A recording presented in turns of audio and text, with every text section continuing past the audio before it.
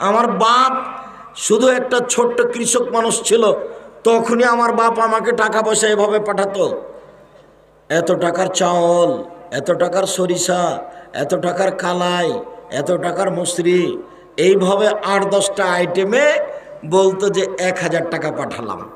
তখন আমি মনে করতাম আল্লাহ সামাদ, আমার আব্বাকে 1000 টাকা জমা করতে অনেক সময় লেগেছে, অনেক কিছু বিক্রি করতে হয়েছে।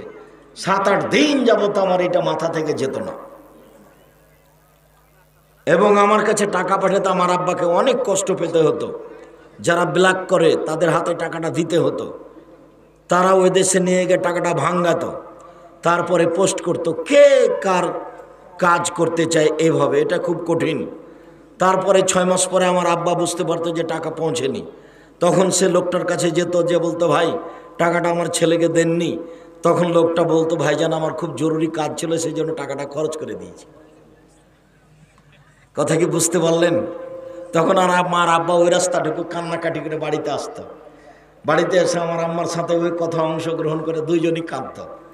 যেখানে আবার টাকা সংগ্রহ করতে পাঠাতে, দেখা যেত আমার কাছে টাকা পৌঁছতে 6 মাস লেগে গেছে।